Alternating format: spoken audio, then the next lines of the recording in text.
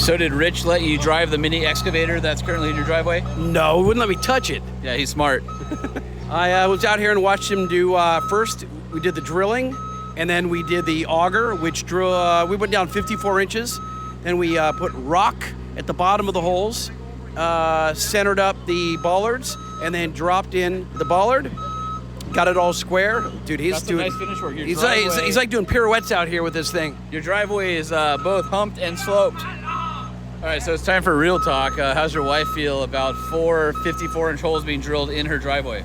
So apparently, and I'm not making this up, 6 neighbors texted her and said, "What the are you doing? What is happening here? You don't own a Lamborghini. Why are you... Not yet. Why are you doing... What is he doing?" And she was embarrassed to say, we're putting these posts in to protect the cars. Now, she had a different solution, and that was? Selling the truck. So I think you've jumped the shark officially when your wife says just get rid of the vehicle. I don't know if you can ever recover from that. I don't know. I saw her come out to walk the dog, and she was not amused. Let me say this. She didn't say sell the truck. She said, is this to a point where you think you should sell the truck? Well, that's how she phrased it. Clearly not if you bought bollards. I don't want to let them get the best of me. You know what I'm saying?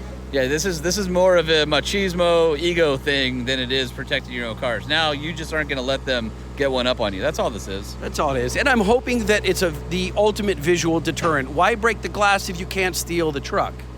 Well, I'm not going to say. I'm looking here and I'm like, there's definitely some ways out. You need about 4 or 5 more bollards in my estimation. No way. No way. I mean, you could drive through my white picket fence. I don't think you should say that on the podcast. Maybe not. Specifically why I didn't say that. Well, no. See that? You have that giant tree. I have a tree in the way, and we're gonna fill cement in that post over there. So I don't think there's any way of getting out. All right, Rich. How did it go today?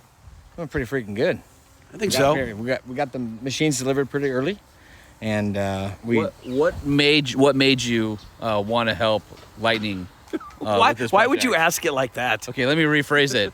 Why would you drive 6 hours to help Lightning? That's just my brother from another mother. That's pretty much how it is. And by the way, I find it minorly amusing. Okay, maybe more than minorly. You've come here, you've prepped your driveway, you've put bollards in, you've taken all these steps, and yet the TRX is nowhere to be seen. Well, listen, wait. Listen. Another car theft on my block. Right, exactly. What was your question again? Where's the TRX? You did all this, it's not even here. No, these aren't ready yet. They're not ready for the prime time. I see. So it's still at work at Banks. I shouldn't say that. It's right. somewhere at a warehouse. Where you were told it needs to go home?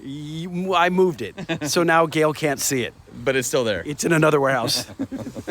I think that Rich's Holdaway construction crew did a gorgeous job. I mean... Well, I'm going to be honest. It's better than you deserve. It turned out good.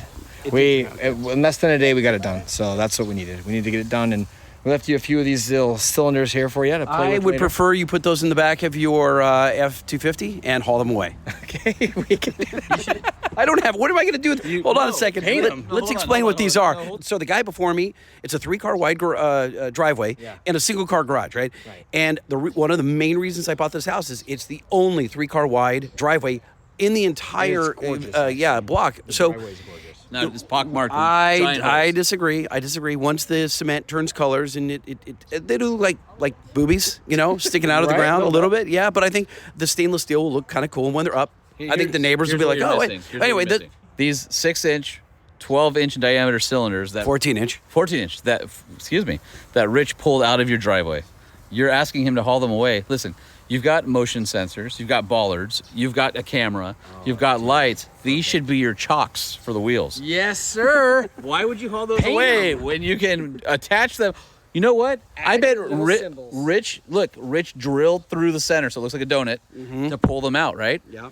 What you do is you put a piece of chain through there, or wire, like aircraft wire, through the spokes of your wheels, and then that way, when they drive away, they'll just hit the body and prevent the truck from leaving. They wouldn't even move at that point. You couldn't get your wheels over the top of that. Hold on a second, Rich. What if we drill holes and put anchors in the ground and then I chain the wheels? Rings like a trailer? No, airplane. Yeah, exactly. Like the flight line where you tie your Cessna down. Exactly. The big ones that you put inside the big C-17s, the big cargo planes, and you just strap it down. Yeah, let's not do that. This here. Yeah. All right. Well, I'll be excited to come by tomorrow when you are fully extended and standing proud. Thank you very much to Holdaway Construction, coming all the way down to Southern California from Hollister, California. Yes. 6-hour drive. Rich's crew was awesome. His kids were awesome. It was great. They turned it into like a Disneyland weekend after they were done with my house. So I think job well done. As of this recording, the truck has not returned home yet. It will be returning home soon. Wife returned home. No, she moved out. We're divorced. Because we had dinner with Rich, and I sat with your wife, and I asked her what she thought, and she was pissed. She was not happy. No. This was not happy. Yeah. This was pure unadulterated. She was not only pissed, but she went so far over on the piss scale that she became defeated. So when I talked to her, I'm like, so how mad are you? And she's like, I can't believe it. Like, it was like, I'm so mad I can't be mad anymore, so I'm just going to exhale all of this. You know what it was? It was disappointment, which is worse than mad. It was abject disappointment. So I get to your place, and the first thing I think about is coming back at night with one of those spray-on chalk canisters to put balls around the base of your bollards. Sure, because I think that would be funny. Right, and then when you extend it, that's. And I was going to do that until I spoke with your wife, who was mortified by the whole process, and I went, that will emotionally scar her. It would. If she has to come out in your driveway and then sees 4 extended stainless steel bollards with actual balls on the bottom of them. Yeah, that would have been funny. To us. Sure. But she was already at the limit, because she told me 5 or 6 neighbors had come by wondering what the hell was going on. I was not making that up. And she was embarrassed by the whole process. Oh, no. One of the neighbors 3 doors down from us stopped by the other day when I was watering my cement, as you do when as it cures, right? Yeah. And she goes, really, Jay? That's how you're going to spend your money? I was like, what? She was literally chastising me for spending my money that way. She's like, your wife deserves a new front bathroom. You could redo the backyard. Come on now. All right, let's slide past that. What I want to know is, have you extended them yet? Yes. Are they extended currently? No. Is there a car behind them? They're in the ground right now. They're flush with the ground. Okay, but is there a car in your driveway? Yeah, 3. Because your wife. No, there's still a tractor. As of this recording, the tractor's still there. But there are two. Because your wife told me she was no longer. Because I asked you. I said she lied. I said I pulled it in that night. No. I don't dispute you pulled it in. But your wife told me she would not be touching them. She would not be extending them. She will not be lowering them. She wants nothing to do with them. So bad, in fact, she was going to park in the street. I'm just curious if that changed. I pulled the car in actually the next day, and she pulled it in 2 days in a row. So she is driving, and she's driving over them. She left rubber skid marks on them. But did she extend or drop them? No, I don't know if she'll be doing that. I might be able to beg her. So every night you have to go out there and you have to deploy them before bed, like if you're walking the dog. Only if my truck's there. If my you don't care about there, the Mercedes? They don't. I don't think thieves care about it. They want Hellcats, which has a lifter problem now. No, that's solved. That's for another show. You we're not going to talk about that? You can. I just you love crapping on me, don't you? No, I'm not crapping on you. I just feel like you had an embarrassment of riches with storytelling. And I did. You always say, well, how should we get into this episode? Well, I installed the bollards. I haven't played with them yet. I am going to post a video. I shot a lot of video. You guys will see what they look like, what they do, and I think it's going to be a revolution in auto security. Okay. I really do. Right. I truly think everybody's tired of bollards. What happened to the Benz? I went to go move it to make way for the construction equipment. I started up and it goes tick, tick, tick, tick, tick, tick, tick, tick, tick, tick, tick. It was scary loud. It was scary loud, and it was coming out of it would sound like the exhaust. It sounded like a stuck valve lifter or something. Stuck lifter, whatever. Yeah. I went on Facebook with that's right. You and I, you helped me compose the Facebook message. I went on, and within 45 seconds of posting that message, my buddy Eric Baja from AMP Research, the step company, right? Yeah. So he sends me a text because he's got my number, and he's like, hey, my buddy works over at Fletcher Jones in Newport Beach, which is the world's largest Mercedes-Benz dealer. Yeah. So I called up his buddy Kenny, and we had a great chat. And he goes, yeah, it sounds like a stuck lifter, exactly what you were saying. And he goes, but before you do it, like before you drive it to my house or flatbed it to the dealership or whatever you're going to do, is like, turn it upside down and shake it.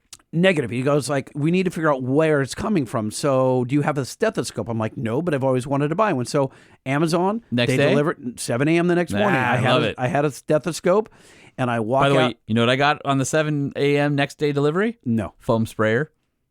a foam sprayer. Yeah. Oh, from you our got last- you got a foam gun. Yes. Yeah, hot ticket. Yeah. You guys talked me into it. I'm like, I got to try this. Have you used it yet? No. But- You're gonna like be. Why didn't I buy this? Nah, a decade that's ago? what I, anyway.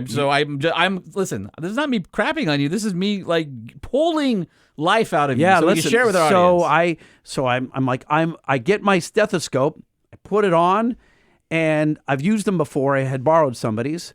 It's really, really handy. If it's literally just a stethoscope with a long bar at the end, and you touch it against anything metal, and it goes into your skull. It's so freaking loud. You can hear where any rattle or tick is coming from. Start the car, walk out.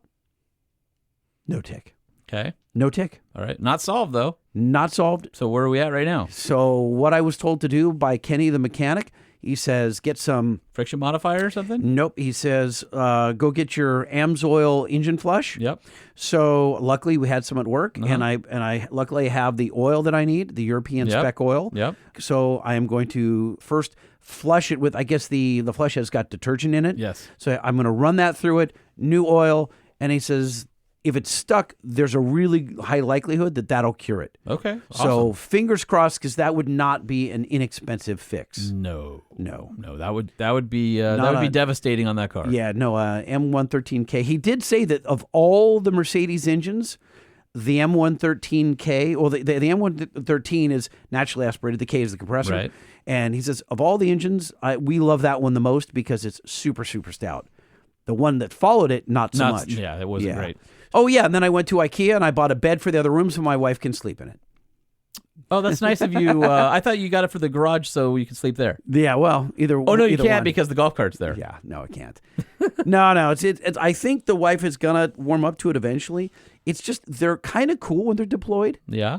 It looks like a museum. You know what I mean? Uh-huh. I mean, my house doesn't, but Do you the think Bollards, it draws more attention to your house? for sure. Oh, for sure. Not necessarily in a good way. Right. But- Because people go, oh, these guys are rich. But I will say that people roll by.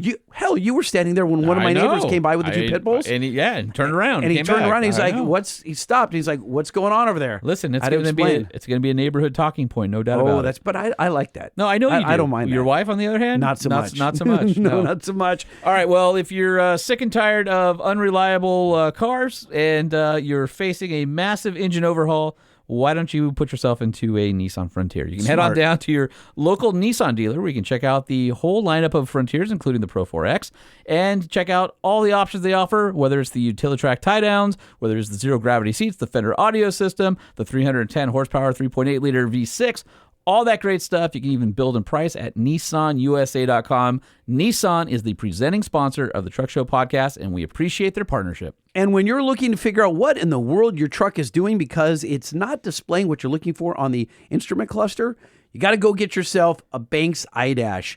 It's a 52 millimeter digital gauge that displays everything that your ECM is broadcasting, plus a whole lot more. A lot of that stuff is not displayed on your dash, but is available through that OBD port that the iDash plugs into. There's a whole bunch of cool calculated parameters. It's like having an onboard dynamometer. It'll tell you real-time horsepower and torque. It tells you manifold air density, boost air density, all these wonderful things that if you're an engine developer or you're a tinkerer, it is a phenomenal tool. But if you're an average Joe, the iDash will tell you all your oil temp, pressure, level, speeds, you name it. The iDash Data Monster and iDash Super Gauge are both available at bankspower.com. And if you're looking to up your lubrication game, you want to go over to AMSOIL.com. You can check out the 10 reasons to switch to AMSOIL. Ooh, I smell a countdown. Number 10. Unsurpassed customer service. I believe that. Yep. Okay, number 9. Lubrication excellence for a wide range of applications. Oh, I got to start it again. Here we go. Okay. Number 8. AMSOIL oil filters have some of the finest filtration in the world with their nanotechnology. Number 7. Unbeatable cold Go ahead. unbeatable cold temperature performance. Number 8. Reduced oil consumption. Number 9. Wait, Keeping we're it at cool. 6. All right. Number 5. is wrong with you? It's funny. Go ahead. Number 5. AMSOIL is great for the environment because you lower the amount of waste oil dumped in the environment 4. by extending your oil changes, extended drain intervals of up to 25,000 miles, improve fuel economy, and the last reason that you should switch to AMSOIL is because it's synthetic and it's been molecularly engineered for modern engines. We love AMSOIL. It's a great product. You can learn all about switching to synthetics at AMSOIL.com. What is wrong with you? It seems like we should end a countdown with that. Okay, great. No? And we've got our friend Mike Timmons from EGR coming in right after the show intro. Oh, is he going to be in studio? He is, yes. We should probably unlock the side gate. Yes, that's probably smart. You guys know EGR for the roll track retractable tonneau cover that's on the back of my TRX. You know them from Fender Flares. They're a company that makes OE parts and also makes quality aftermarket accessories for your truck. Find out all the different categories for your truck at egrusa.com. The Truck Show. We're gonna show you what we know. We're gonna answer what the truck, 'cause truck rhymes with the Truck Show. We have the lifted, we have the lowered, and everything in between. We'll talk about trucks that run on diesel and the ones that run on gasoline. The Truck Show, the Truck Show, the Truck Show. Whoa, whoa, whoa. It's the Truck Show with your hosts, Lightning and Holman. Mike Timmons, welcome to the Pod Shed. How you doing, dude? I'm good. How are you guys? We're great. This is the first time that you basically immersed yourself in our pod shed. Yes, this is pretty awesome. This is great looking. Whoa, hold that thought. We've got to play your intro. Don't move. Welcome to the parts department. Screw, nut, filter, oil, grill, tools, wheels, tires, brakes, lights, gears, belts. And your wife warns you not to. Don't you spend our money! And then you want to come back. Love it. So if you guys don't already know, Mike Timmons is with EGR. You'll find him at egrusa.com. They are a proud partner of the podcast. And the thing is, we were after Mike for quite a long time to be a partner. And he's like, no, you got to wait for another quarter, got to wait for another quarter, got to wait for the... And you like, no, you're right for us. You don't understand. You make awesome products, and we need to be partners. And finally, like, he caved. You might be a revisionist historian right there. I'm not sure it went down exactly like that. Maybe it was similar in nature, yes. Oh, I like that version. Oh, you like that? All right, Yeah. all right. We can go with it. The first time you came in, we were in El Segundo at Motor Trend. Yep. And you came in and you said, hey, we've got this, we knew you for Fender Flares, you EGR. So I'm saying, we knew you for a lot of your plastic parts, right? Truck accessories. The truck accessories. We'll get into a lot of that stuff. But you were debuting, I think that was one of the first times we interviewed you in person, right? With the EGR roll track. with this company, right? Yep, with EGR. I kind of like nodded, yes, I believe you kind of sort of until I see it. And then you took us out on the parking lot and you showed us on your Ram, that red Ram. Was it the company's Ram? Somebody's Ram, right? Okay. And that had the roll track on it. It had the roll track. And it was at that point when I realized, oh, smack, like this wasn't marketing BS. I believe you crawled into the bed. I actually to crawled inspect into it from the the bed inside. and I looked in. I got my little trusty flashlight out that I bought at Amazon, and it always works. So I'm crawling around in the bed of this Ram, and I'm like, okay, this looks like it's as good as he said it was. And he said, well, and then came months and months later, I get my TRX, and I said, I'm ready for it. Let's do this. And you laced me up with an EGR roll track. And it was better, and I'm not saying, I have said this, I don't know if you listen to the podcast, Mike. Of course. Okay. I have said this on so many occasions. I'm sure I sound like a shill. There's nothing I can do about it. It is... By the way, Mike, if it gets uncomfortable, I can hand you the sign. It says slow down. And you can either stop him or you can slow him down. Okay, got it. Right, just in case. Just let me know. The octaves go up, my volume goes up when I get excited. There's nothing I can do about it. I got it from my father. It is better than you described. Oh, good. It is so well engineered. And we'll talk about that later. But I was lucky enough to get a tour. I guess it was sometime late last year. Yep. And I went through the whole place out in Ontario. I wasn't lucky enough to go to Australia to see the mothership, Right. But I did see the Ontario, California facility, and I think I brought back some audio that I played for Holman. I was so impressed. So when we first saw the roll track, it was basically either very early production or late prototype, right? And it was kind of on the sales vehicle because you guys were taking it around to vendors and showing them, hey, this is our new product. Yep. And you've added functionality since we saw it then. In fact, when Lightning went to Ontario, California to your facility here, you guys updated him to where you tied it into his key fob and all that. So it's a product that even if you bought it early on, got better without costing anything, right? I mean, it was a product update that you offered to your customers. Correct. We wanted to add a unlock button through the key fob, correct? Yes, Yeah. and it Yeah. works like a champ. If there was one before EGR, I wasn't aware of it. I'm a techno geek, like I love that kind of thing. I wasn't aware of another electric roll-top tonneau cover that tied into your CAN bus, so when I chirp my alarm from my truck, the tonneau cover is locked. Yep. That is novel. And the way that you tied it in and the fact that you used all OE quality plugs, there was no splicing of wires. Everything plugged in. Everything had a proper label. And I installed it. This guy with two thumbs, this guy did it. Yeah, thumbs. we loved your video you did on it too. You did a Yeah, great okay, job thank on you. that. You shared that. It was beautiful. If that is indicative across the rest of the product line, A+. Perfect. Well, and we talked about too. This was a particularly wet spring in Southern California, and one of the things you said is, this cover is weather resistant. We're going to do our best to keep it from getting water in there, but obviously beds aren't watertight, and you've got seams around the tailgate, and so you could get some.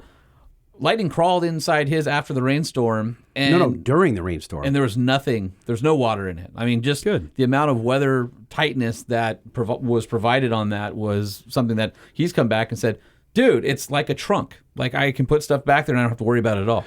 Yeah, that's the one issue we'd never hear is that, oh, I got this cover's leaking so bad that you can put fish back here. Never hear any of that. Water is not an issue for us. That's Yeah, for because sure. you did early on. I think you showed me a video, or somewhere I saw a video where you take a giant, like a backhoe or something, and the bucket's full of water, and you dump it on the roll track, and it obviously just blasts off the sides.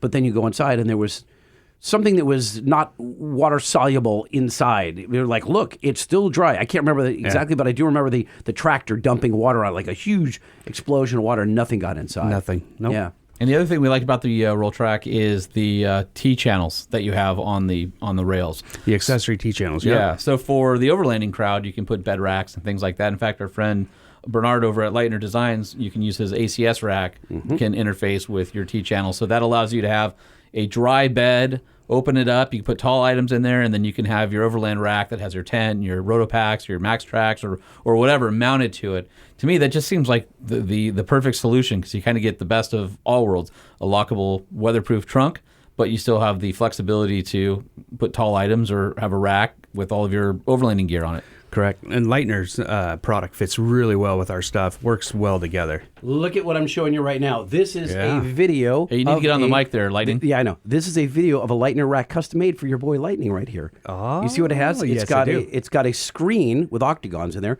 which will prevent someone from breaking the rear window and crawling in. So what he's not telling you is he over-engineered something. So what you're telling me now in breaking news is that you've pivoted and you went to Bernard and said, hey, can you redo this for me? Not really. I called Bernard and I said, hey, he actually offered months ago. He said, why don't we just use one of my racks and we'll just adapt it? And I thought, That sounds like a great idea. So, but I didn't want to bastardize one of his racks. They are works of art. You've seen them. Oh, yeah. They're Perfect. beautiful. Yeah, the forged it's all uprights forged. and, It looks. They're the nicest rack out there. I know you've got some nice racks. And in fact, on the EGR USA page, if you go to the roll track, it has a picture of the Gladiator that actually has a Lightner rack on it on your website. He's a really good partner of ours, for sure. He offered, and I'm like, I don't want to screw up your rack or whatever. And then we designed one at Banks. Matt Gamble, who Sean knows, designed a one. I'm going to pull up a photo here at some point for you and show you this thing. And it's like we do oftentimes at Banks. It's very well engineered, at maybe too well engineered. So it would be expensive to build. And I just put 4 bollards in my driveway that rise out of the ground to protect, so you cannot drive a vehicle in or out of my driveway. It's crazy. I went nuts. By the way, your wife was very angry at you. I know that. I'm well aware of that. Yeah. And so I didn't have the money to build the rack that we designed. And here it is right here. Let me show you, Mike. I'm going to get off. That's the guy right there. It's a little, it's very, how do I say this? It's industrial looking, but it looks good. It ties in nicely. And it fits into the track system on the roll track. You're burying the headline here. If you don't want your Ram truck stolen through the back window, you need to get a roll track. Exactly. And then you can get the lightning accessory that prevents you from throwing stuff through the back window to break it. So, Mike, either Bernard Leitner is going to offer one that prevents rear window breakage, or I will. So you're at some point very, very soon, the Ram guys are all covered. Yep. And I think Bernard's changes width, so you can put it on a midsize truck as well, which is very cool. It collapses in the center. It's kind of neat. I hope I wasn't giving away any secrets, but yeah, that's. Well, I guess we'll find out if Bernard calls us. Yeah, right. So it's cool. Anyway, like it's neat. You know, you have a success on your hands when there is like an aftermarket for your aftermarket.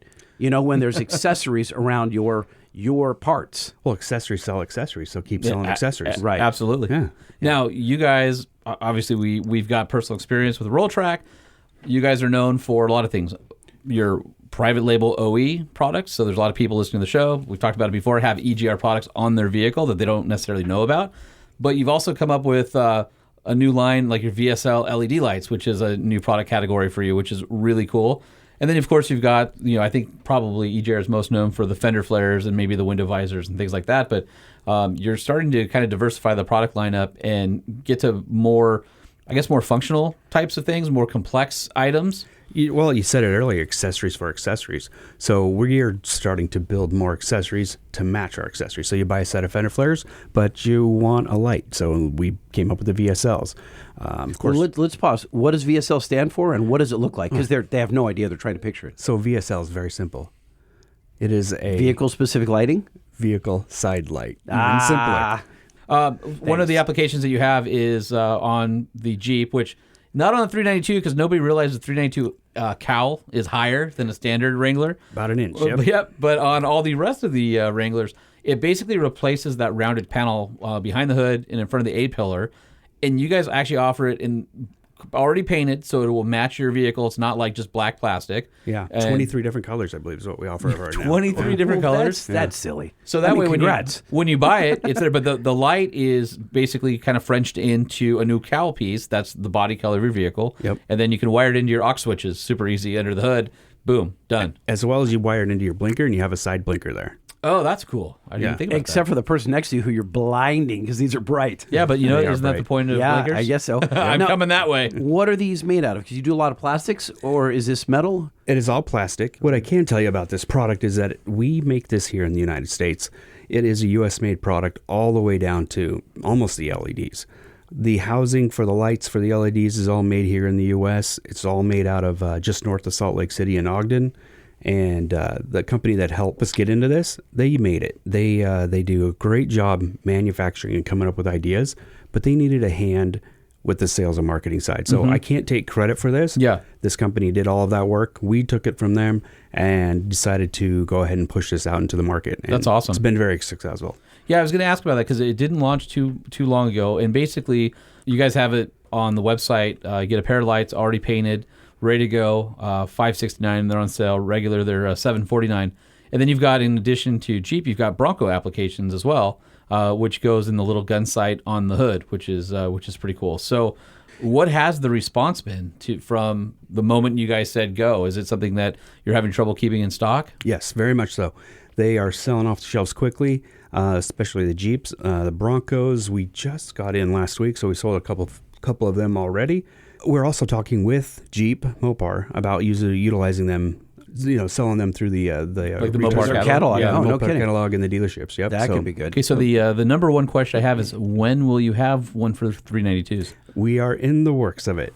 It's just it's a big mold and a lot of money. So the good news is that it is plastic. Oh no, it's you said the mold is expensive, so it's like if you're making them out of metal, that would be even more expensive because that would require a male and female dye that's got to be $50,000 or something plus. This is a $250,000 mold. Oh no! So you got to sell a lot of lights. Holy mackerel! Sell a lot of that's lights. quite a commitment. So you need to know that there are a lot of 392s on the road. Like that's good. Well, it also fits the Mojave. So Yeah. So those the Mojave has together- the higher hood as well. those two together should be able to get us enough. Because you're calling up SEMA going, how many vehicles are in this fleet? Exactly. It's only 30,000 a year. Well, it's even less. I mean, 392 is about 5,000 a year, and then Mojave's obviously going to be more than that. But you also have it for Wrangler JKs as well, and so that's pretty cool. Yeah, that one's a little bit of a different install. The one with the JLs is pretty simple. You know, you take your 4 bolts out of that and put it back on, and then you just wire it in. Got it. The JK, you do have to do a couple, remove some rivets, but it's pretty simple. You got a drill, you can remove a rivet. Exactly. Yeah. So I guess what I wanted people who are listening who haven't seen them, they're inside the cowl. So unlike a ditch light that is basically 2 holes on a bracket, basically in the cowl, they sit proud of the hood or in front of the A-pillar. They may whistle in the wind. They may be very visible for somebody to come and rip off. Super easy to steal those things. This is actually Frenched into the middle of the cowl and then have a slight angle down toward the ground. So the nice thing is because they're built into the panel and the panel's bolted to the Jeep, you can't just come and rip them off. They're also out of the windstream. So people who may like the idea of having ditch lights or side lights, they don't have to worry about, aero, or Jeeps are already horrible. And the last thing you want to do is add a bunch of warts and horns sticking off of it. It's bad enough. So this is nice because it's not going to affect wind noise or anything like that, right where you're sitting behind the A-pillar. They're also out of the way of the this factory bolt hole, so you can still add more lights to the pillars there if you'd like to. You can also add your CB mounts there still. Your antennas and stuff. Yeah. So it's a fairly shallow LED housing? It's actually probably about 2.5, 3 inches into the body. Okay, but it's not so deep that you can't bolt other things down in... No, the bolts go on the cowl. So there's cowl. a bracket. See, basically here, the 2 bolts here. I'm seeing them. You put a bracket on top of those. Ah, got it. So it floats above it. But this makes it, it's very integrated, kind of an OE look that's going to keep... it's not like, hey, come steal me. Come take my my Rigids or my Bajas or whatever off my vehicle. And so you're going to have to stock 23 flavors of these in each of the models. I mean, that's a lot of colors. Are you going to paint them to match as they get ordered? That seems right now warehouse nightmare. We've got a couple hundred of each color right now. Okay. And as we see these sell more, we'll give us an idea of how many we need to stock and where we need I'm to sure stock them. black, granite crystal, silver, and white are the probably basic. going to be And crazy. red. Yeah. But like you've got bikini blue. Yeah. Or gecko green or mojito or hydro blue or... Well, I mean, like you said, you can't keep them in stock, so that's a great problem to have. Well, I was excited when you called me up and you said, hey, we're launching this new VSL line for Jeeps. You go, I'll get you a set out unless you have a 392. And I was like, well...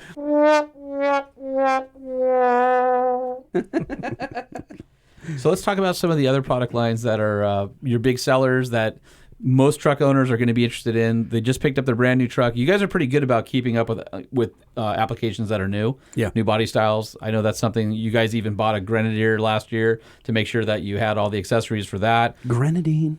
Nope, wrong. Still wrong. Yeah. So let's talk through some of that. I mean, what's that process? You have product lines. You go, okay, new vehicle came out. We want to go after this market. We're going to go buy the vehicle, and then you just go to town. Yeah, we have a couple different ways to go about it. One, the first one is Mike wants a new ride. Of course. That is number one. No, absolutely. No, since we have a good relationship with the OE manufacturers, we do a lot of design work for them. We also get to see things earlier. We don't always make things earlier, but we do get to see things earlier and help us design ideas and get things started. So we get a little bit of an extra push on that. Let's say you're working with an OE and they say, hey, we need a step. And you do, okay, well, here's a good, better, best step or something like that. And one is just a step, one has a light, and one will slingshot fireworks into the air? Yeah, whatever. Yeah.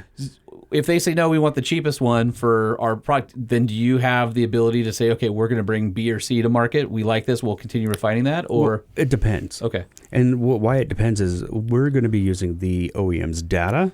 And, that's really not something you should be sharing. Well, you shouldn't be building profiting your off own, of it. profiting off of their data. So what we normally do is we try and build to their specs. Of course, we have that data, but we want to be very respectful of that data. Sure. So then we go ahead and make sure, we have the contracts in place. Either we can do that, we share the cost of making of accessories, or, if it's theirs, something they do, we won't touch it. For the Grenadier is a great example of that. Even though we build 26 products for the Grenadier. That many already. And the Quartermaster, then we're not going to build any of those products. We're going to continue manufacturing for Enos. What are you building? 26 is a lot.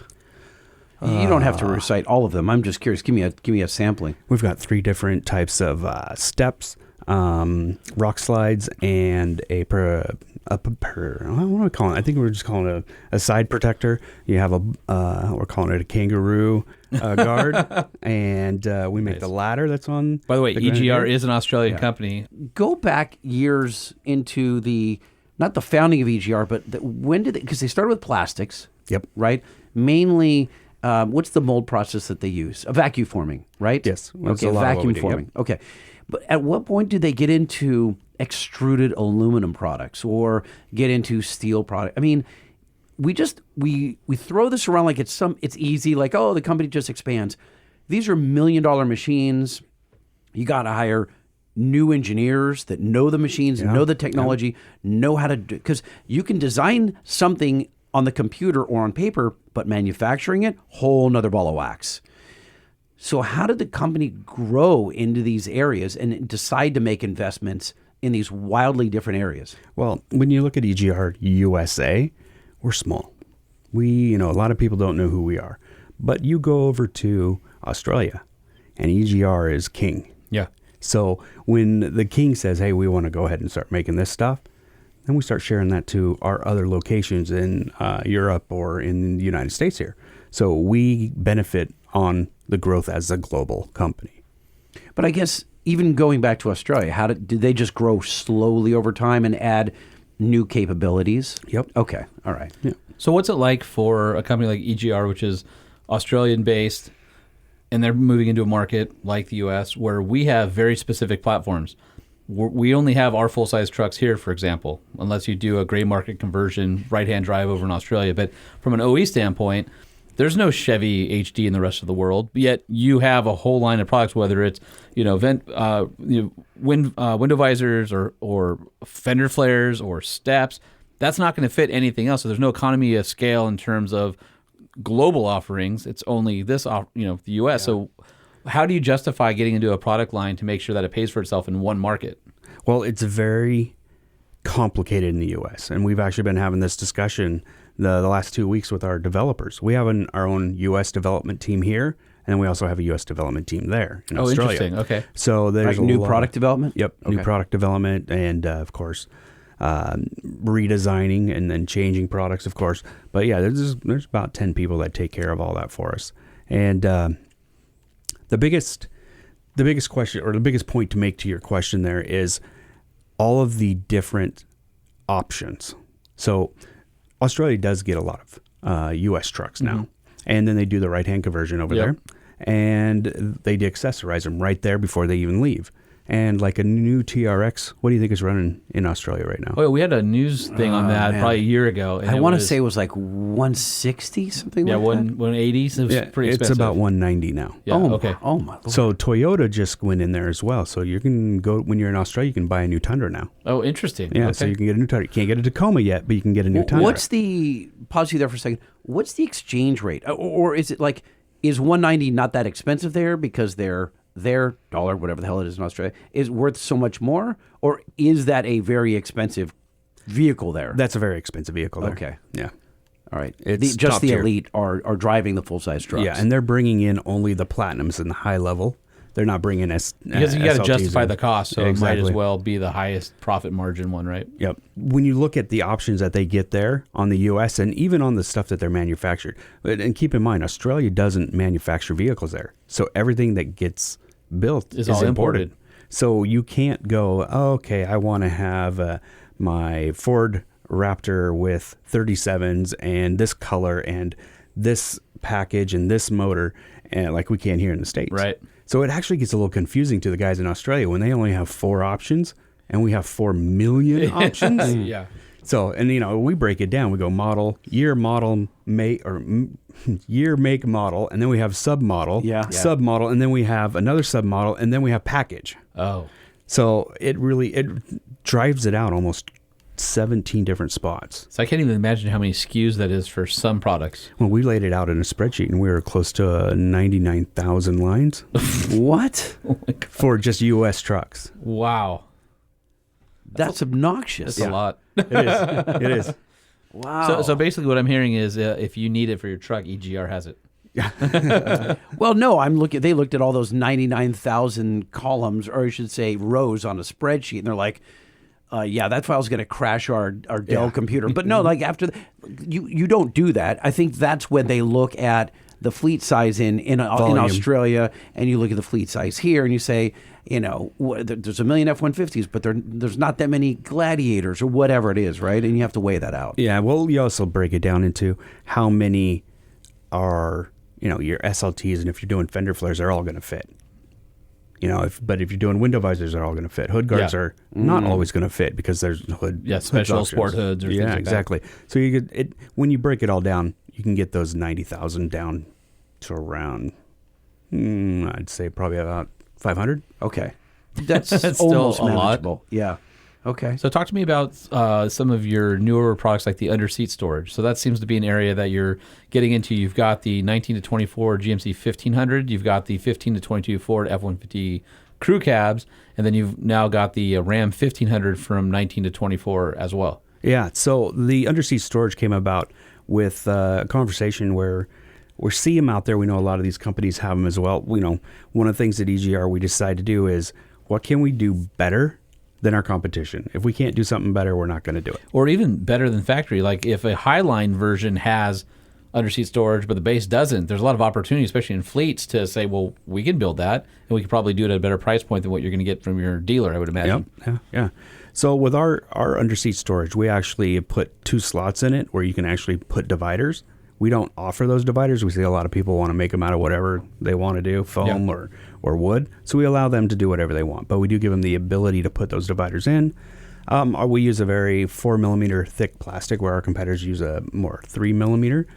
I've seen a few of these that, well, the factory ones, I've seen like the Ford ones that fold into a deck. Those are the handiest. But then you have like some of the GM ones are kind of flimsy. Well, and it seems like some of them aren't that deep either. And the EGR ones seem like you guys have added some additional depth. Like you're going right up to the bottom of the seat cushion. Bottom of the seat cushion all the way to the end of the seat. And then they have that you have to drill out the floor of your vehicle, and then it sinks down in like 2 feet. No. Okay. Maybe on the next one. Okay, got it. Well, I heard you're going to use Lightning's TRX to exactly. To test that one out. Don't fear the hole saw or the. I was kind of surprised, like in my truck, I didn't know that until I found it came with the rubber mats in the back seats. Yeah, right, the thick ones, and then you have RAM boxes. What's that? Those little RAM storage boxes. I didn't know. I didn't know. And they've got nice little plugs in them too, so you can put ice in them and put your road cokes in there. That's true. You can put whatever you want in there, but but they hang down below, and I thought, are these things waterproof? Like, what's going on here? It was just interesting to see that they just carved a hole right in the floor, and they've got these. Those things are awesome. They're slung down like a foot. So you hide all your contraband and your extra ammo magazines and stuff, and you put the floor mat over it. Yeah. Nobody knows. I freaked out because my truck has been sitting at Banks for quite some time, and it's been, I don't know, well over 100 degrees for the last week or two. And I have some anti-gravity lithium-ion batteries in my in those pockets, and I put them there months ago. And are they hooked up to anything, or you're just storing them they're there? Just storing them there. Oh. And I'm storing them there. And I'm looking at my CompuStar alarm, and I've got an app on my phone. And I'm looking, it says 136 in the cabin. I'm thinking, this is not going to go well for me. Like, these things are these going to explode? Because I went on the anti-gravity site, and it says, do not store over 115. And I thought, this could be bad. So I begged Eric one afternoon at work. I said, I'm going to lock my truck. Can you pull those things out of there? And have someone else do it, right? Yeah, exactly. Anyway, getting back to these things, who dreamt up this idea?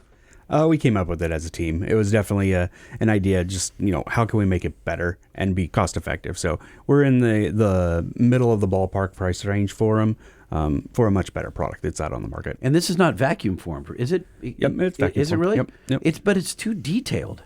We get a lot of draw on it. Yep, that's for sure. What does that mean? How deep you can do it with a vacuum draw. Okay, got it. Or with a vacuum form. Yep, with the mold. Yep. if you didn't tell anyone, they would think it's stock. It looks factory down. Very OE. Factory ABS or something like that, or With the texture. or blow molded. It looks really great. I mean, they look awesome. We have them for the 3 applications right now. I'm guessing you'll be expanding. Yeah, we'll be growing this, but just as same with those VSL lights and the Mojaves. So Can you tell us where you're going next with VSL? Are there any other applications that? Wait, but before you say VSL, I just want to let everyone know that's only $130 for this under-seat storage. Like that's really reasonable. Yeah. VSL, Holman. Well, VSLs, I think let's talk about the Bronco one because it's not like the Jeep. Or the Jeep, It's completely different. You're basically taking out the hood gun sight. Yep. At the end of the hood where you can see for visibility, know where the corner of the vehicle is, and you replace it with a different one that is embedded with an LED light, and it's billet aluminum, and it looks good. Yes, it and looks it comes really in good. Polished or a satin finish. Aluminum as well as matte. Ford did a pretty good job. I like the front end of the Bronco. It definitely has that retro look, but it's so plasticky. These things, especially with the billet sitting in there, so you take out the factory ones and you put these ones in, it breaks up the painted surface and it adds that more like old school flair to it. But the other thing I like is you still have the hole in it because those things are designed to tie down, let's say, the nose of a canoe or something like that on your roof. They're still functional in that way in addition to adding the LED to it. So that's really cool. Yeah, we wanted to make them as factory looking as we can, but allow that light to get in there. So, in my mind, I'm thinking of other vehicles that have similar body panels that are removable up front like that. And so are we. Like, There's, if we were to go down the next road, you're talking about the trucks. The things that come to my mind is like maybe that Ranger. Yeah. Since it's got that little side panel there on the side. Yeah, the little kind of vent applique looking thing. I think that would be cool. The next thing that we're working on, though, is, of course, the 392 Mojave setup as well as the electric. Okay. So we need to come up with a solution on the electric. 4xe? Yeah, the 4xe. I would think also Super Duty, because now they have those really long vents on the back side of the fender near the door trim, and then don't they normally say like F-150? F250, 450, whatever? Okay. Don't be giving everyone our ideas. Oh yeah. All right. Off the air, I'll tell you all the vehicles that I can think of right now because it's funny. It's funny.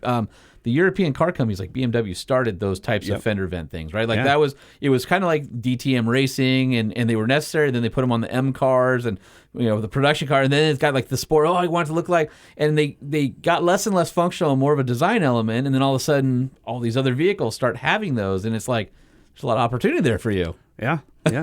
So let's talk about the cab spoilers. Yeah. When did this kind of, I don't want to call it a fad, but like the 22 Tundra is the first place I think I saw it.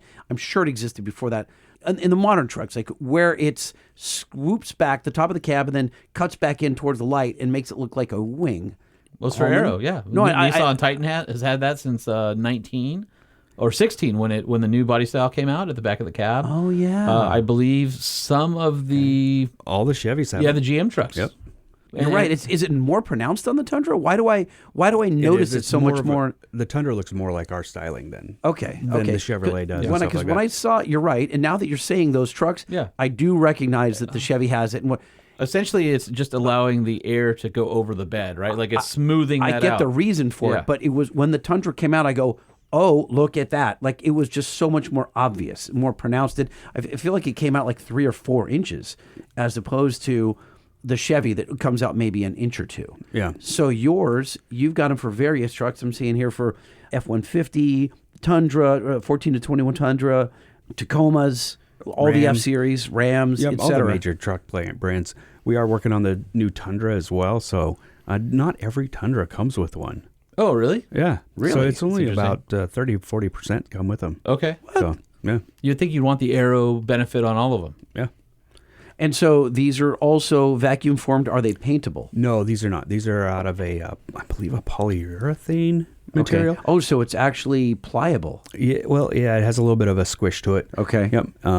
But yeah, they come pre-painted, and you can also sand them down and paint them to color match. So they come pre-painted like a matte black? With a matte black, yeah. Okay, gotcha. I want to talk about fender flares really quick because you've got quite a few different lines of fender flares. You've got the bolt-on and bolt-on blackouts. You've got your base line, your summit line, OEM Plus, and then the rugged flares. And so there's a whole mess of fender flare styles and how much they stick out from the body, and maybe walk us through the fender flare line. Yeah, so fender flare line. The bolt-on style is your standard, your old school with the pocket holes in it, and it looks like you're bolting them on, which don't bolt into those. They bolt into factory spots.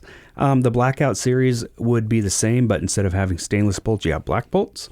Then we'd go into the Rugged series. The Rugged series is basically that same look, that same style with 2 inches of coverage, just like the bolt-ons, but with no bolts in them. OEM Plus is an OEM style, so they're a little bit smaller, about 1.5 inches in height, maybe 1/2 inch of coverage, and that's it. And they go from the bottom of the wheel well to the bottom of the wheel well, all the way around. Okay. Cover there. The newest one that we're coming out with is the Summit.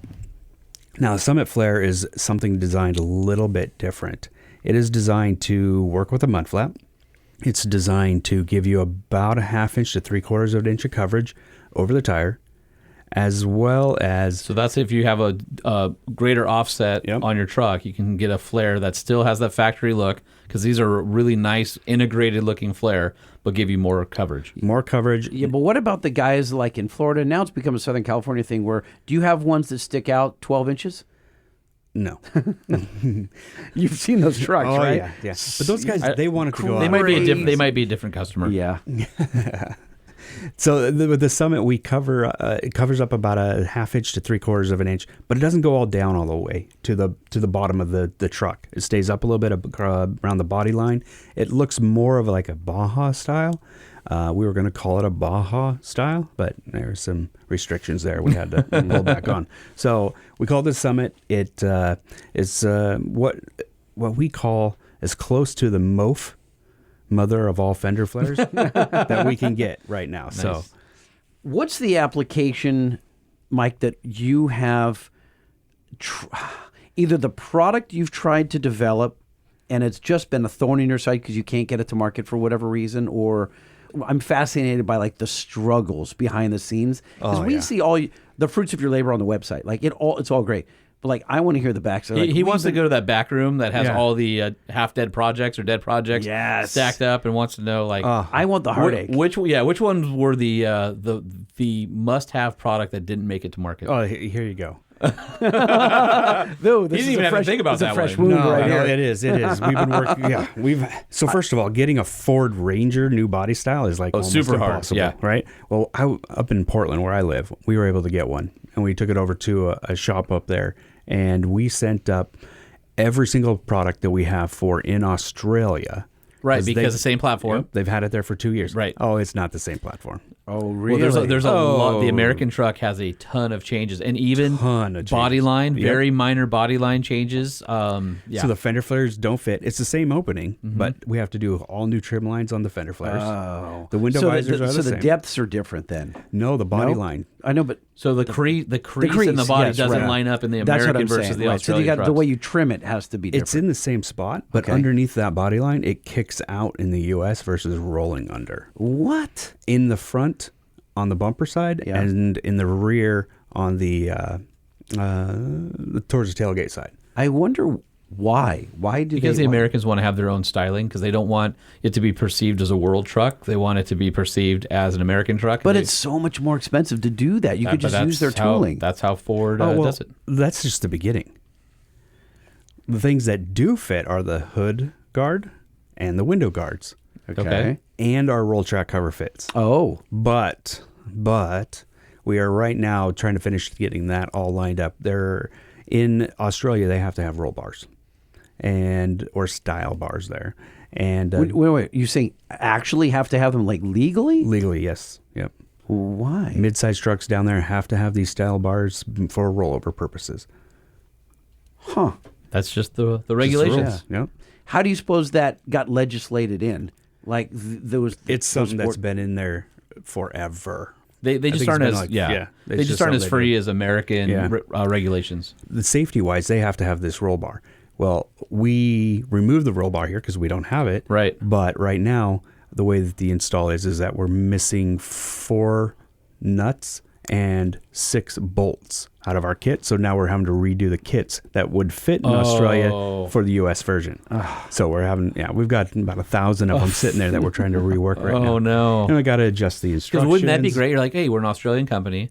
We've got this great Australian truck. Now they're going to have our Australian truck in America. We've got great presence there. Boom, bada bing. We are going Ship to and sea containers of product we're over ready there. to It's go. done. Nope. They're all here, and now we got to change it. But the worst one is the front bumper. So we make a bull bar is what they call it in Australia, and the crumple zones on the frame are completely different in Australia than they are. Oh, here. interesting. So the plates won't even mount onto it. So we painted the bumper, custom painted it, got it all dialed in, went to put it on, and it wouldn't even line up. Not even close. That sucks. Yeah, that's the global automotive industry for you. Oh, it's so weird that they would change so much when you don't have to. Not if you know Ford. Yeah, but it's not weird in the slightest. That's ego, right? I mean, what else? Ford is an American first company, and they don't want you to know that Australia, they basically farmed out the new Ranger to Australia, and Australia did the durability testing. They built the vehicle. Even the Ranger Raptor is mostly an Australian product that's been adapted to the American version of the platform. Who other than journalists like you, who would bring that to the American public to say, can you believe this thing? It was made in Australia. How dare it wasn't made in Australia, but the fact that it was designed and engineered there. I mean, we love Porsches, and they're designed and built in Germany. I don't understand. Right, but by a German company. Yeah, but see, I'm with a little bit different here. I think being able to label it an international vehicle makes it even more important. I like the idea of it being an international vehicle that I could take anywhere I go. Yeah, but then you would have a 1-ton Tacoma. Yeah, exactly. Very true. Very true. I don't need a 1-ton Tacoma. Although the new Tacomas weigh 12 tons with all those batteries and stuff. Yes. So I was driving by the Toyota dealer today, and I looked over, and the Trail Hunters and the TRD Pros aren't out yet, and those are really good looking.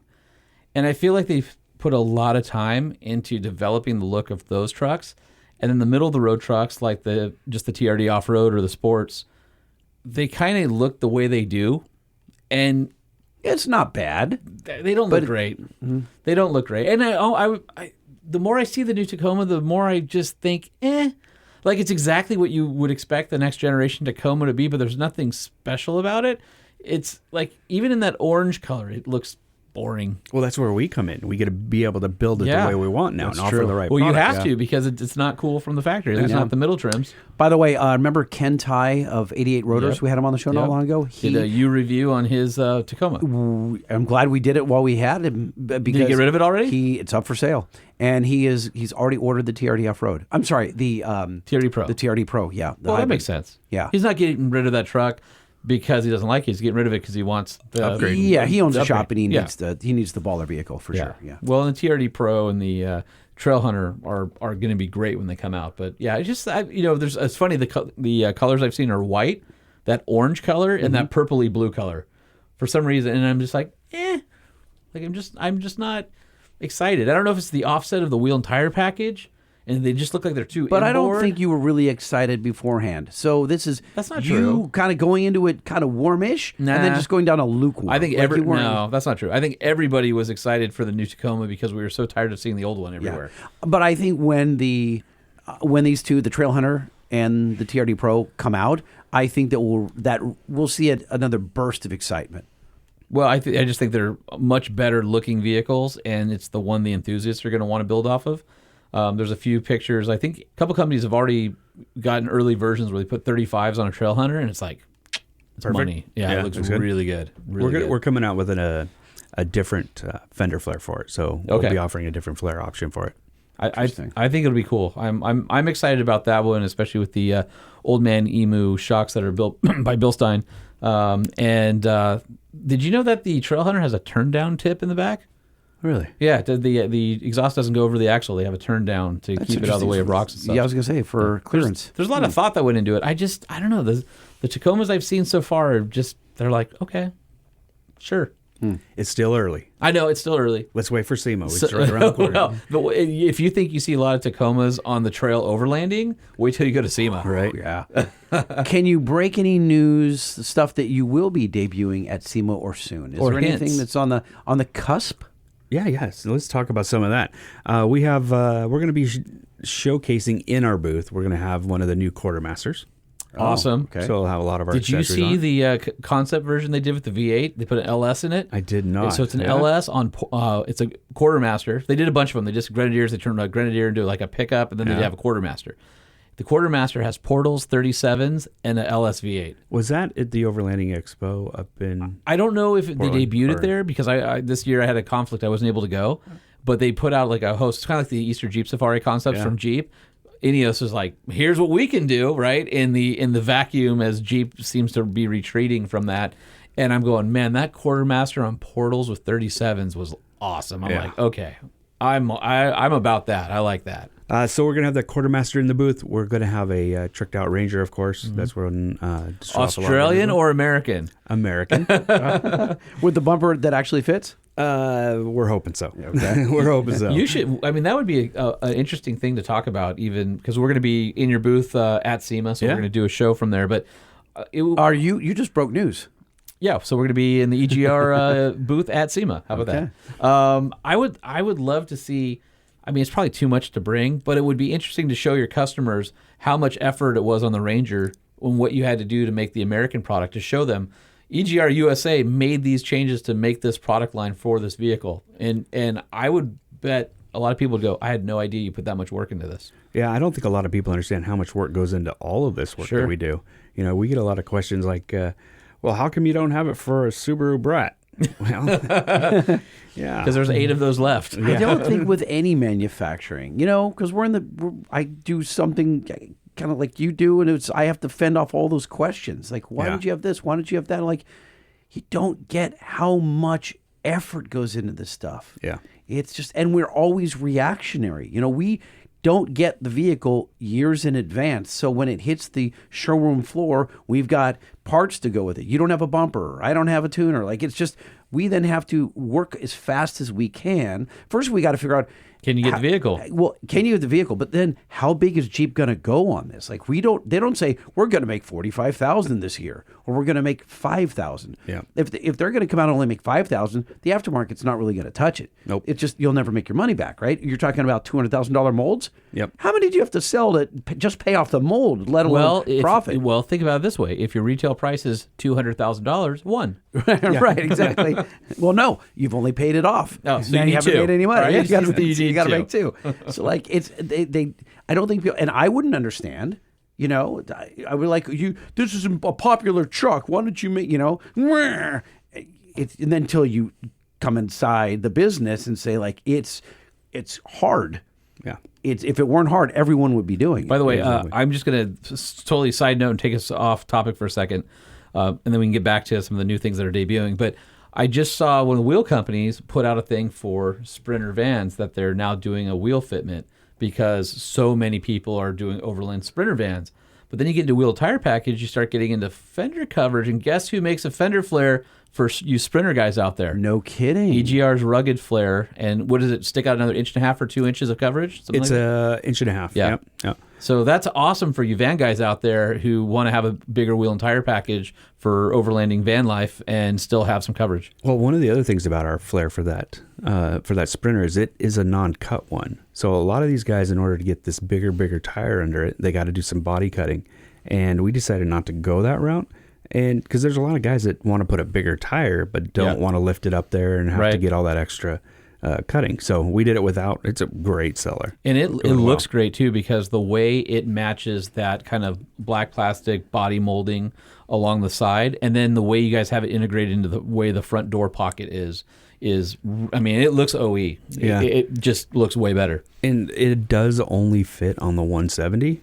We haven't been finished up the 144 yet. Yeah. We also have some of the transit stuff there that we're going to probably release. Hopefully by SEMA we'll be releasing this new stuff. Well, that's huge for the van life folks because, as you know, that market is hot. What are some of the other things that we can look forward to seeing in your booth at SEMA when we come and grace you with our presence to drink your beer? From the roll track side, we got most of the 6.5 foot applications. So the 2500 Chevys and Rams and Fords and Super Duties as well. 8-foot guys still want them. Yeah, we talked about that. We were just talking about how many we would sell volume. It's small. That's the problem. That's the problem. Yeah. The bummer, it's no different than like the big 1-ton trucks. They're the ones screaming for the parts, but they don't realize that the fleet size is 1/20th. Yeah. Right. That's the bummer. Is those guys actually do need the products? Well, they're towing the I'm just heaviest. gonna be They're devil's carrying advocate. the biggest load, but they need the. I'm going to be flares. devil's advocate They- here. You just need a longer rail and a few more sections to fit into your into the garage. Make the garage a little bit bigger where it rolls up in the housing there. Make the rails longer. Add a few more planks. Done.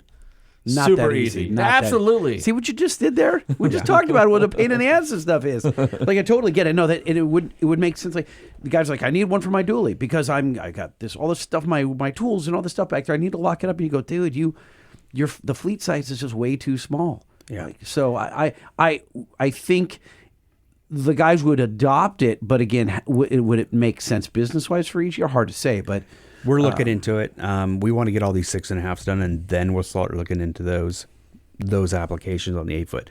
The problem is going to be the volume that people would get it. I mean, we get a call maybe once every 2 months. Oh, for an 8-foot. is that few really? Yeah. Oh, Yeah, it's pretty but few. but that may be the difference between build it and they'll come also, right? Yeah. They may just be trained. There's nothing for their trucks Right. in that space. So you may build it and all of a sudden this cottage industry of people, it crops up because the customer base has been dying for it. You just didn't know about it. And I get it. The canister has to be considerably larger. Yeah. Everything's got to be Yeah. bigger. So And our canister's not made out of aluminum, so it's that's it's a very form- expensive mold. Yeah. Exactly. Yeah. Yeah, you thought the other one was expensive. And we should talk about that just briefly. We have said it on the show before, but all the competitors that I'm aware of have it's an aluminum box or a steel box, or if it's plastic, it's just square. Yours is a very unusual shape in its design that the water, if it gets, let's assume it's pouring rain and you open it.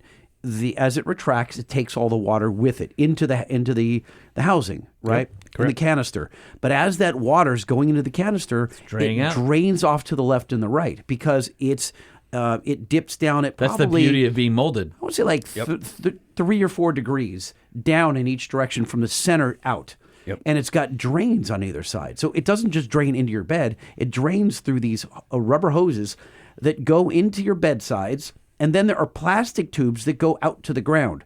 So in the event that the water doesn't get trapped in your bedsides and rust out your truck, it goes right to the ground. Goes right to the ground, doesn't stay in the canister, as well as they're about 1 inch and 1/8 on the front ones there. So you get if you get debris on the cover, needles from the trees, it'll also wash itself out. We also give access points so you can get into that area and clean it out and surface your cover as well. I was so bummed. I opened the access cover about a month and a half ago, and I got my spray cleaner that you recommended to me. Yeah. I forgot. It was some German special cleaner or something. And I got it. I'm all there, got my rags. I'm ready to clean it. Open it up. Nothing in there. Nothing. Just clean. Yep. It's like, wow. Bummer. Yeah, it's sure disappointing when a product works right. I know. And I was it like- exceeds your expectations. Yeah, well, I just, when you get it's like, I had nothing to do. Just closed it up in defeat. I'm like, well, it's still clean. Damn it. You're welcome. I feel like you're closing up this interview in defeat. No. I'm super happy to own it, and it did exactly as promised. So some of the other stuff. So 6.5-foot applications. We're also going to have Toyota, Tundra, and a Tacoma coming out. That we should have a couple of them out there. Awesome. At SEMA. We're looking at some other new bed products, some storage. Oh. Some storage applications for it. Okay. So wait, they would integrate with the roll track, or Integrate, work with or without. Or without? Yep. I feel like bed Interesting. storage is one of those things that is an imperfect world. So you've got RAM boxes from the factory, right? You can pop open the side. But then if you put a shell on it, it doesn't work. So the Nissan said, well, we're going to do our own boxes where you can reach over the bed and they open from the inside. And so that's great unless you do have a shell on it or you have to crawl in the back to get to your stuff. Then you've got decked. You have this really great deck platform with the drawers, but then it takes up a lot of your vertical bed depth. And then you've got boxes that are irregular shaped by some of the OEs, Ford and others, that hang off of the rail system on the side if you have the Box Link or Utilitrack or something like that. And I feel like it's there's not like it's, I don't know. There's good. Each one of those has pros and cons, but there hasn't been anyone who's really done like the best version of bed storage. I think the best version, depends on what you're using it for. Yeah. You know. What I can tell you about this is going to be a Molly panel style, but it's not going to be like everybody else out there. So it's just not going to be Molly panels. You're going to have some extra little flares about it. Okay, I like that. I'm excited. Very interesting. I love to see the innovations. So for me, I'm always excited to see somebody take a problem that other people have tried to solve and go, no, we're going to do it our way. And that's one of my favorite things about SEMA and this industry is there's constant evolution and there's constant evolvement of products and stuff. And the innovation is just, it's part of the fun part about what we do. Yeah, I agree. I love it. It's So a great industry. will I have to remove my factory tracks? Because you've got the bed rails, the EGR bed rails. Then inside you've got the track system. What's the RAM track system that I have? I think it's called the what is it RAM called? track Yeah, system. it's just the RAM track So system. whatever the Fine. RAM system is that I have, yeah, those bolt right back in with the EGR system. Yeah. Will I have to remove those to No. you? No. No. Well, Oh, you don't store or interesting. haul anything in your bed anyway, so they won't be. Dude, for I you. need somewhere to put the air. I actually, the bed it's full. It's full. It's random crap. but Yeah, it's like full. lithium-ion batteries I that was are just cooking. thinking it. No, those are in the cab, ready to explode. No, he put them in your bed Right, after you asked him to exactly. move them. You thought they went in the warehouse. No, They you know just what's went funny back. is I have a bunch of like rope and stuff and recovery gear. duct tape and zip tie. No, I have recovery plastic gear. Bag, I'll never a tarp, need it, but I have recovery gear. a lime, a shovel. What are you doing? That's for you, by the way. Okay, good to know. All right. Well, Mike Timmons from EGR, thank you very much for once again gracing us with your presence. Yeah, thank you for having me, guys. Yeah. Thank you it's for being awesome supporter of the Truck Show podcast. We love you guys. You're great. Really well, appreciate it. One person thinks that, and that's amazing. So, What? yeah, he's right here. Oh, okay.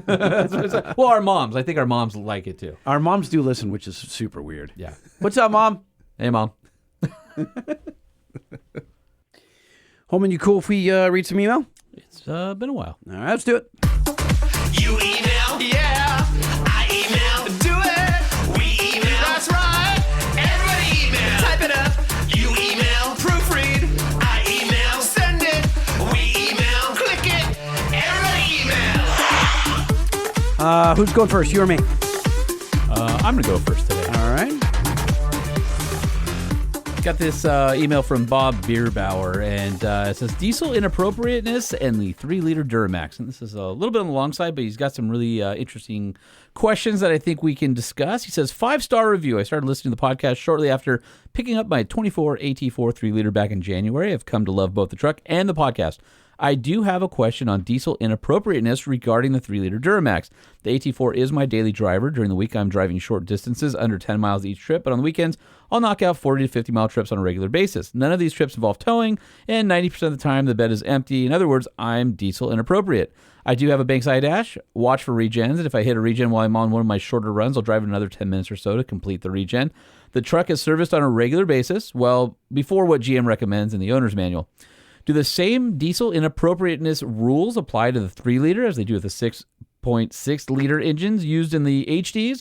I feel that a lot of the diesel knowledge I come across the forums is based on experience with bigger engines, but I'm not convinced that experience is entirely relevant. I'll concede that run heavy, run long is the optimal way to run a diesel, but suspect that the 3-liter may be more accommodating of shorter distances and lighter workloads than the bigger engines. My reasons for reaching this conclusion are: about 20% of the vehicles in Europe use 1 and 2-liter diesels. I haven't heard any widespread issues with using these engines in vehicles that are, for the most part, not running long or running hard. My understanding is that at the time the 3-liter was developed, GM owned Opel, and the 3-cylinder, 1-liter, and 4-cylinder 2-liter variant of the engine were developed from the same design for use in Opel passenger cars. Granted, the 3-liter is a bigger engine, but it's closer to these engines in displacement than it is to a 6.6. Other than some sensor failures, I've not seen much posted on the forums regarding the 3-liter Duramax. Most of the sensor failures that I've read about are on newer vehicles, which leads me to believe they're more of a luck of the draw and getting a bad part issue rather than an indication of long-term reliability. The base engine on the AT4 is 3-liter. At the time I bought mine, the majority of AT4 dealer inventory in my area was the diesel, not the gasser. I've not seen any advice from GM regarding diesel appropriateness, and the dealer certainly didn't offer any. This leads me to believe that GM engineers are confident that the 3-liter can be used as a daily driver without any special considerations beyond regular servicing.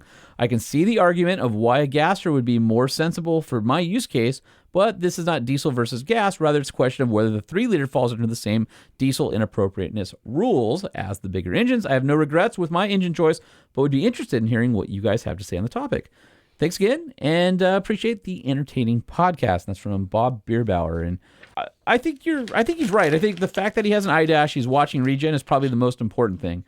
I have a friend with an early 3-liter who's had a lot of DPF issues. A lot of DPF. He's had the whole exhaust after treatment system replaced. Chevy's kind of shrugged a few times. But it seems like the newer ones are better. I would agree that the sensor issue is luck of the draw. And I would say, the 3-liter was definitely designed with more of a daily driver in mind versus work like a 6.6 would be. But I think the key is allowing that regen to happen. So if you've got the visibility on it, which the Banks iDash gives you that the factory dash does not, you're already taking a step in the right direction. And the fact that he says, I do a lot of short trips, but on the weekend, I knock out, 30, 40, 50 miles. I think that's fine. I think his use case, he's okay in a 3-liter. What do you think? So my opinion is to first hang out in the groups, Facebook groups. There's some good forums too, but the groups are 3-liter Duramax owners, 3-liter LZO, LM2 owners, 3-liter Duramax diesel fans. You'll just start going on Facebook, and there's like 5 or 6 really strong groups. There's a lot of great dialogue.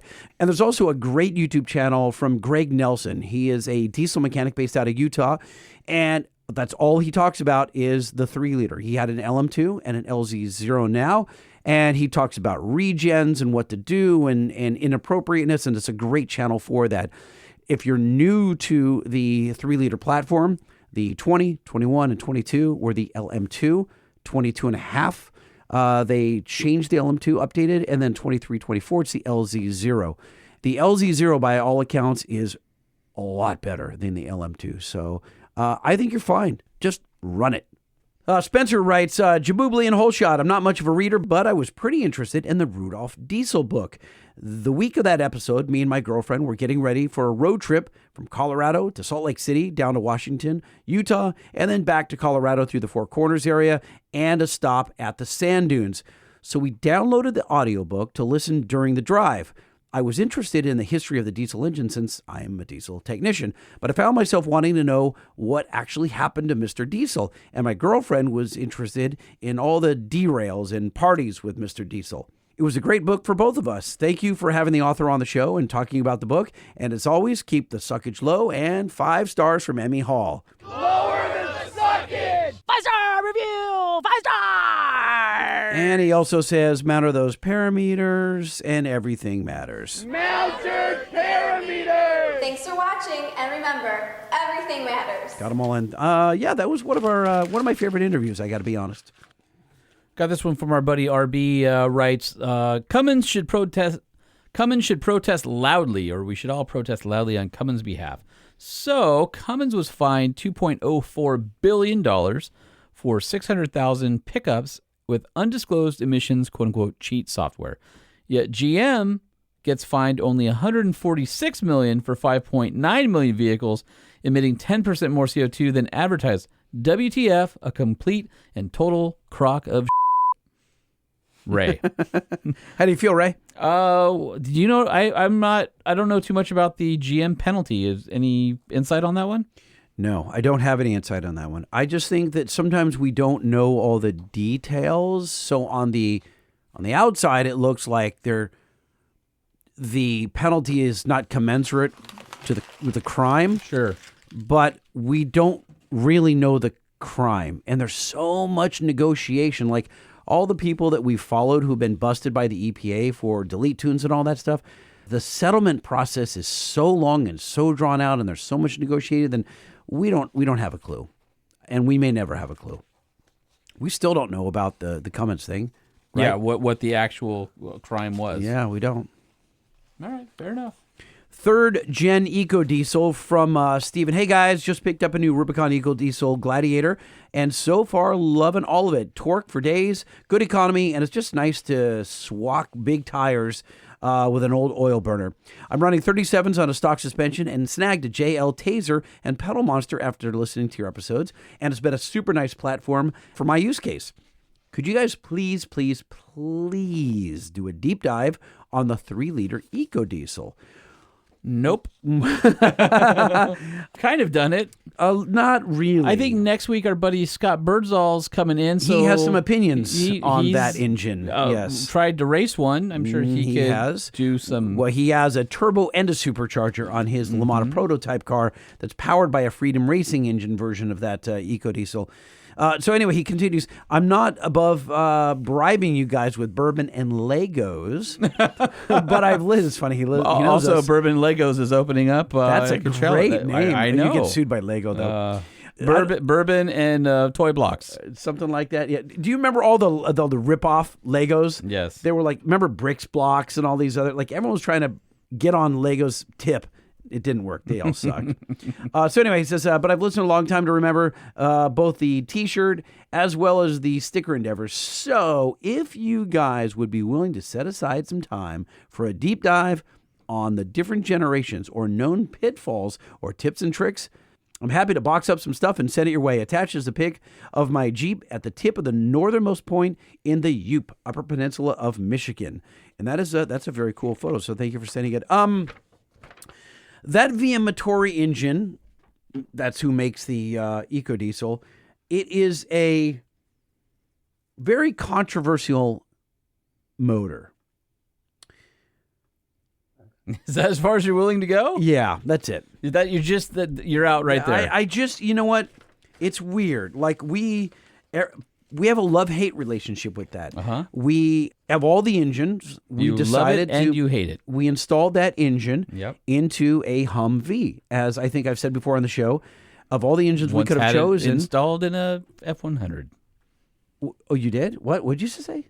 Once had one installed in an F100. Oh, yeah, you did for a minute. Yeah.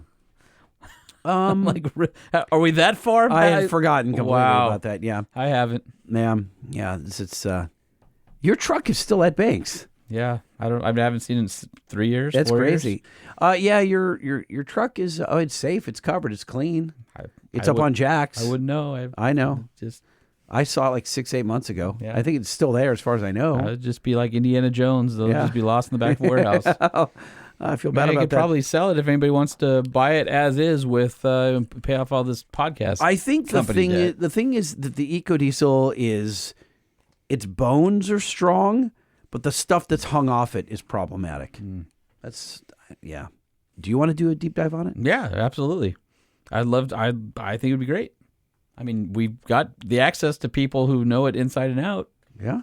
Okay. You work with a lot of them. I feel like Gamble could be that guy. Could be great. Okay. I'll ask him. Why not? All right. This other one from RB I love. He says, the only thing more head-spinning than listening to Season 2, Episode 104 with Lieberman and you two all doing stream of consciousnness is listening to it at 1.2x playback speed, which is exactly what I did. Kind of like trying to think while inside a popcorn popper. Who needs drugs, Ray? Wait. I got to add something to this. Wait, hold on. Then he sends a follow-up email and he says, I realize my previous email could have been misinterpreted in the negative, but that's not my intent. I enjoyed the entire discussion. Yeah. So, okay. There was no negativity in that episode. Both Holman and I were way over prepping for we thought there was going to be hate. We tried to set him up for some controversial topics. Nope. None of that happened. All good. None of that happened. So my wife was in the hospital the day that I was going to edit the show. And so we were in the emergency room, blah, blah, blah. So I asked my son, who actually is a proficient editor, to cut that show. And he texted me several times when he was editing. He says, Dad, you guys are covering so many topics, I can't really edit it. There's no in and out of any story. No. There's nowhere to cut any fat. It's all fat. It's just how it is. So I said, okay. The one issue that I had, though, and I'm going to apologize to some of you, we may have left in some F-bombs. Now, we got them the next day. And it's clean now. And it's clean. So if you go back and you're downloading that episode now, you'll enjoy a very clean show for your children. But for those who may have downloaded it that evening, now you know what rhymes with truck. Yeah, you do know what rhymes with truck because both Holman and our guest said it several times. So hey, you're not absolved of that as well. You've dropped your fair share. I usually recently. bleep them though. No, I know, but I'm just saying that you give yourself the bleep work as well. Yeah, I do. That's funny. That dovetails into Nick's email. It says, unpopular opinion. Johnny Lieberman is still a quality interview. He does have a potty mouth, though. He says, 1 hour, 5 minutes, and 24 seconds. Lightning, do your job, buddy. Yeah. Well, I not just wrong. apologize for that. Holman, I sent you an email a while back asking about my 94 Ranger. No response. What? You ghosted him, dude. That's harsh. No, that didn't happen. Does he say send it to me or to? Is it to? He our says, other... Holman, comma, I sent you an email. Nah. What do I call him a liar? Nick Lawn, Holman says you're a liar. Oh, the one that he sent on March 16th? He doesn't give you a date. No, I found it. I'll do that one next. Anyway, since it's a commuter, 70 plus miles per day, up and down the concrete interstate, it's a 2-wheel drive standard cab, long bed, 3.0 5-speed that I'm trying to get the best ride possible for what it is. I've done Devers out back with an inverted shackle and Fox 2.0 shocks. Up front, full rebuild of the 2-wheel drive beams with new rubber bushings and Fox 2.0 shocks. It's worlds better over the undulations, but there are a few hard expansion joints that it hits that I still have to brace for. What else can I possibly do, says Nick. And then back in March, he said this. Sean, I'm sending this to you hoping you can help out a fellow Ranger enthusiast. I've had my fair share of Ranger-based vehicles through the years. They've all been the twin traction beam suspension. Well, that's going to be basically the same email that I just read. I recently bought, but I want to show people. It doesn't matter. That's fine. Just answer his question. What's he going to do? I recently bought a 94 standard cab, long bed, 3-liter 5-speed, 2-wheel drive, completely stock, except for 31s, blah, blah, blah, blah, blah. He says he ordered all the goodies that he mentioned there. He says, no hate. I don't like the way Bill Stein's rides. So when the Foxes. When I emailed Camberg to order the middle-of-the-road kit, I had one before and loved it. They informed me they no longer produce it. I've searched the forums for a used setup or even a truck to part out, but no luck. Being on the wrong coast doesn't help as there's no one local that bends beams for this type of setup. What are my other options to get the front level with the rear or just a touch higher and, more importantly, riding like a high-speed Cadillac? P.S. Got my stickers the same day I got my registration. Thanks, Lightning. And he's got a picture of our sticker in the back window. That's pretty cool. So, yeah, I don't... I'm supposed to have... breakfast with Jerry in 2 days. So Jerry from Camberg. So maybe I will bring this along and ask him, because if anybody knows, he would know.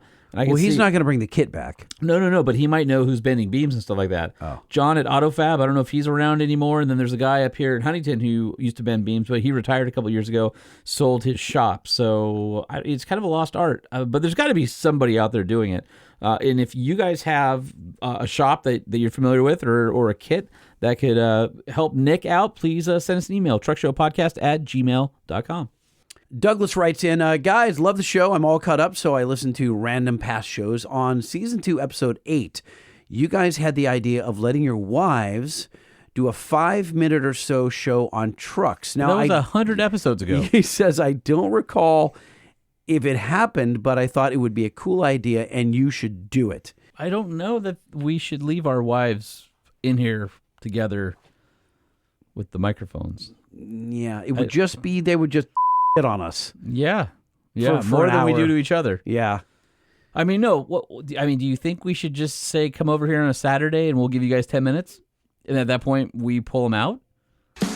No, I reject all Is that of why this. you're ending the show here? Yeah, no, that's before we get too far down that thought process? She doesn't like my Bollard idea. You think she's not going to talk good about it's the not show? an idea anymore. No. The Truck Show, the Truck Show, the Truck Show. Oh, oh.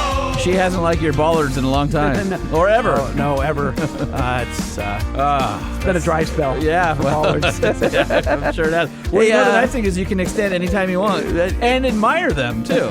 You just sit there in your driveway admiring stainless steel Bollards. Yeah, how shiny and how they reflect in the sun. It's fun to have 4 of them, I got to tell you. Is it? Uh-huh. Do you like to put each one up and down independently, or do you do it all at once? They're heavy. Do you ever sit on one? No. No, I haven't. Have you ever had a Bollard mishap? It sounds like a line from Airplane. Roger. Truckshowpodcast@gmail.com is the main email address. That seems to be where most of you guys choose to send emails, so go for it. Truckshowpodcast@gmail.com. If you want to find Holman, he's at Holman@truckshowpodcast.com, or your boy Lightning over here, Lightning@truckshowpodcast.com. And by the way, I feel like some of you guys are slipping. I know that you want some Banks parts. I will hook you up. Send me an email or hit me on the gram at LBC Lightning. Truck Show Podcast. I'm sorry, Lightning@truckshowpodcast.com. You know it. Just hit me up. I'll hook a brother up. All right, now going to the gram Yes. at LBC Lightning. I said that. Okay, just making sure. Yeah. At Sean P. Holman. Yes. At Truck Show Podcast. Yes. You find us on Facebook, also at Truck Show Podcast. You can find us at truckshowpodcast.com. And if you go to our featured products page. Hold on a second. I just added some events. Oh, good, because I know we got some emails I sent you. Yeah, and then Dave sent me some as well. Okay. So there's some new events on the events tab. There's a couple, a lot of, C10 guys are bonkers with their events. So many C10 events. If you're into the C10 scene, you got a lot coming up the end of this summer. And then there's some cool shows in the South, back East, etc. There's the show season is in full effect. Hit up the events page at truckshowpodcast.com. And actually have some events I need to send you as well. So I have a couple other things we need to add to the calendar. If you want to leave us a voicemail and tell us your thoughts, 657-205-6105. Five star. Hotline. And I just want to add on the truckshowpodcast.com page under the featured products tab, we have products and discount codes. I've also added, I had a few of you ask for OVR Magazine. So the Truck Show Podcast code will give you either free digital access for a year to our online library, which now has 10 issues, or a 10% discount on a 1-year print subscription. So make sure you check that out if you're into off-roading and trucks, which I think a few of you probably are. Nah. And since we know you guys actually are into trucks, if you're looking for a new, great mid-size pickup, look no further than the Nissan Frontier. 310 whopping horsepower. Get your butt into those zero-gravity seats. Build and price yours at nissanusa.com. And we got to thank our buddy Mike Timmons from EGR USA for coming in the studio. EGR products are great truck accessories for your ride. Everything from roll track tonneau covers to fender flares, the VSL lights we talked about, hood guards, body side moldings, sport bars, cab spoilers, under-seat storage, everything you need. EGR USA. You can do your year, make, model, and find out what products they have for your truck. Hey, Lightning, I've got a question for you before we part for the week. Okay. Do you think your bollards are up or down right now? Or a little to the right? They're definitely down. The Truck Show Podcast is a production of Truck Famous LLC. This podcast was created by Sean Holman and Jay Tillis with production elements by DJ Omar Khan. If you like what you've heard, please open your Apple Podcast or Spotify app and give us a 5-star rating. And if you're a fan, there's no better way to show your support than by patronizing our sponsors. Some vehicles may have been harmed during the making of this podcast.